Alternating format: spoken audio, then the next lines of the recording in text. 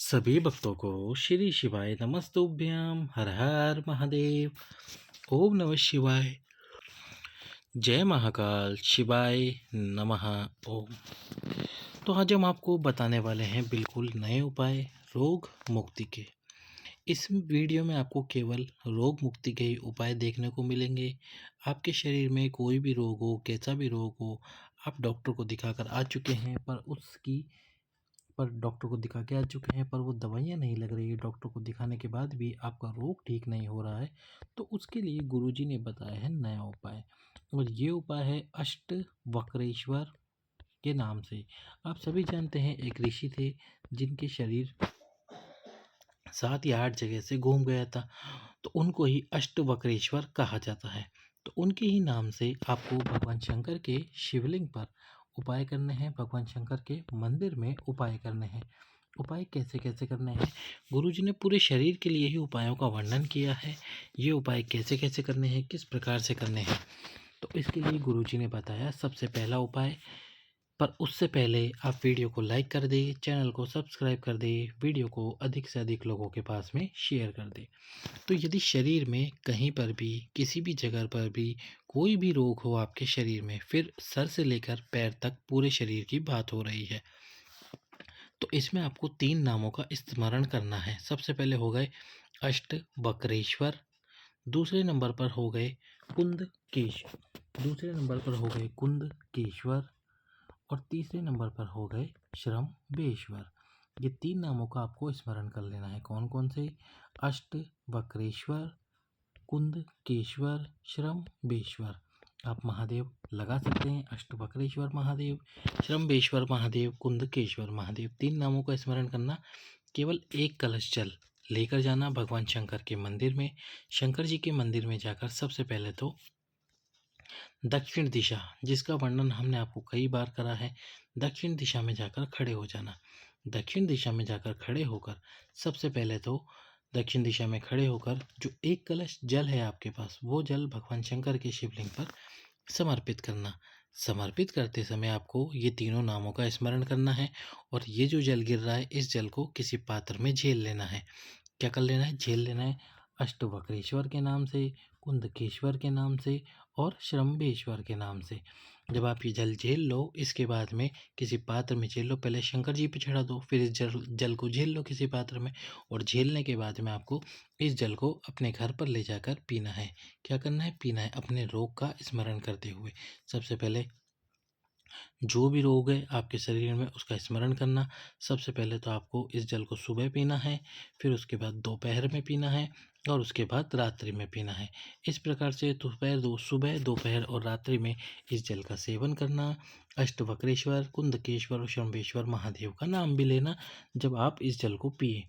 शरीर में कोई भी रोग हो, कैसा भी रोग हो, वह पूरी तरह से समाप्त हो जाएगा। दूसरा जो गुरु जी ने बताया था अष्टवक्रेश्वर के नाम से ही, ये भी पूरे शरीर के लिए ही बताया था गुरु जी ने उपाय। इसमें आपको 3 वस्तु आवश्यकता पड़ेगी। एक पड़ेगी दूबा की, जिसको हम घास कहते हैं, एक पड़ेगी बेलपत्र की, और एक जो वस्तु की आवश्यकता पड़ने वाली है वो है एक कलश जल। अब इसमें आपको केवल और केवल अष्ट वक्रेश्वर का ही नाम लेना है। किसका? अष्ट वक्रेश्वर महादेव का। इनका नाम लेना। अष्टवक्रेश्वर के नाम से आपको सबसे पहले तो बेलपत्र समर्पित करना है शिवलिंग पे अष्टवक्रेश्वर के नाम से, दुर्वा समर्पित करनी है शिवलिंग पे अष्टवक्रेश्वर के नाम से, जल समर्पित करना है शिवलिंग पे अष्टवक्रेश्वर के नाम से। लेकिन जब जल समर्पित करो तो नीचे एक पात्र लगा लेना और इस पात्र में वो सारा का सारा जल आ जाएगा अष्टवक्रेश्वर के नाम से। अब इसके बाद में आपको क्या करना है, और ये उपाय आपको करना है सुबह सुबह मंदिर में उपाय करके रह जाइए। सबसे पहले तो जो दुर्वा, बेलपत्र और जल है, इसको वापस अपने घर पर लाइए।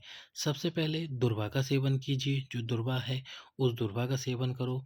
दिन में बेलपत्र का सेवन करो और रात्रि को यानी कि प्रदोष काल में जो जल लेकर आए हैं आप, उस जल का सेवन करो। तो इस प्रकार से पूरे शरीर के लिए दुर्वा, बेलपत्र और जल अष्टवक्रेश्वर के नाम से समर्पित करना। अब गुरुजी ने हमारे शरीर के लिए बताए हैं, यानी कि शरीर के किसी विशेष पार्ट में आपको तकलीफ होती है, उसके लिए उपाय। तो सबसे पहला जो बताया गुरुजी ने, वो बताया था जो हमने पहला उपाय बताया पूरे शरीर के लिए, उसमें आप नेत्र का भी स्मरण कर सकते हैं। यदि नेत्र में कोई तकलीफ है, नेत्र पे भी जल लगा सकते हैं। पीठ कंधे में भी कोई समस्या है तो उसके लिए भी आप उपाय कर सकते हैं। अब गुरुजी ने बताया था शरीर के विशेष भाग के लिए विशेष उपाय, तो सबसे पहले गुरुजी ने वर्णन किया चेस्ट का। तो इसमें जो गुरुजी ने बताया, यदि आपके चेस्ट में कोई समस्या है, कोई गिठान हो गई है, कोई कैंसर जैसी बीमारी हो गई है, आप लगातार डॉक्टर को दिखा रहे हो, हर दवाई ले रहे हो, डॉक्टर की सलाह के अनुसार कार्य कर रहे हो, उसके साथ ही 2 कलश जल वाला अष्टवक्रेश्वर के नाम से ये उपाय ज़रूर करना। इसमें आपको क्या करना है, दक्षिण दिशा में खड़े होना है, 2 कलश जल लेकर जाना है। 2 कलश जल लेकर जाओ दक्षिण दिशा में खड़े होकर। सबसे पहले तो दोनों कलश से अष्टवक्रेश्वर के नाम से जल समर्पित कर दो। क्या कर दो? जल समर्पित कर दो।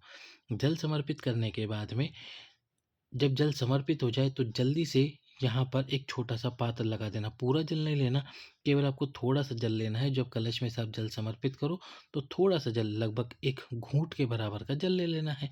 अब क्या करना है, उस जल को लेकर आपको शिव जी के सम्मुख में उस जल को पीना है। लेकिन पीना कहाँ है? नंदी जी के पीछे की तरफ बैठकर। नंदी जी के पीछे की तरफ बैठकर आपके चेस्ट में जो भी समस्या है उसका स्मरण करते हुए, भगवान शंकर को बोलते हुए, अष्टवक्रेश्वर का स्मरण करते हुए उस जल को पी लेना है। यदि नंदी जी के पीछे बैठने के स्थान ना हो तो आप खड़े होकर नंदी जी के पीछे की तरफ इस जल को पी सकते हैं। इस प्रकार से करना है आपको चेस्ट के लिए। अब जो बुजुर्ग अवस्था में जब व्यक्ति या मनुष्य पहुंचता है तो सबसे पहले जो दुखता है उसका वो होता है घुटना। तो इस घुटने के लिए गुरुजी ने बताया है अष्टवक्रेश्वर का ही उपाय। क्या करना है आपको? ये तो आप प्रतिदिन कर सकते हैं उपाय। यदि आप करना चाहें तो अपने घर से थोड़ा-सा घी लेकर जाइए। कोई सा भी घी आप लेकर जाइए और भगवान शंकर के शिवलिंग पे अष्टवक्रेश्वर के नाम से उस घी का लेपन कर दीजिए। क्या कर दीजिए? लेपन कर दीजिए अष्टवक्रेश्वर के नाम से। अब अष्टवक्रेश्वर के नाम से लेपन करने के बाद में जो घी आपने समर्पित करा है शिवलिंग पे, उस घी को वापस उसी कटोरी में निकाल लीजिए जिस कटोरी में आप लेकर गए हैं। लेकर आने के बाद में घर पे रोटी में लगाकर उस घी का सेवन करें अष्टवक्रेश्वर के नाम से। आपके घुटने में कोई तकलीफ चल रही होगी, घुटने में कोई समस्या चल रही होगी, वह धीरे धीरे समाप्त होगी, एक बार में नहीं होगी। प्रयास करते रहना, उपाय करते रहना। डॉक्टर ने यदि दवाई बताई है तो वो भी खाते रहना। अब ये है अंतिम उपाय। अंतिम उपाय जो कि है घुटने से नीचे और पूरे शरीर के लिए। घुटने से नीचे यानी कि आपके पैर दुखते हैं बहुत ज़्यादा, या और भी कोई तकलीफ है, या पूरे शरीर में कहीं भी कोई भी रोग समस्या तकलीफ चल रही है, उसके लिए बताया गुरुजी ने ये विशेष उपाय। इसमें आपको 7 वस्तुओं की आवश्यकता पड़ने वाली है। 7 दुर्वा, 7 बेलपत्र और 7 अक्षत यानी कि 7 चावल के दाने। इन सभी वस्तुओं को लेना और समर्पित करना। समर्पित करते समय भगवान शंकर के शिवलिंग पे अष्टवक्रेश्वर का नाम लेना। सबसे पहले दुर्वा समर्पित करना, फिर बेलपत्र और फिर अक्षत यानी कि चावल के दाने समर्पित करना। समर्पित करने के बाद में जो चावल के दाने हैं वो तो शिवलिंग पर ही रहने देना। दुर्वा और बेलपत्र इन दोनों को उठाकर अपने घर पर ले आना। किसी गीले कपड़े में बांध कर फ्रिज के अंदर रख लेना ताकि ये खराब ना हो।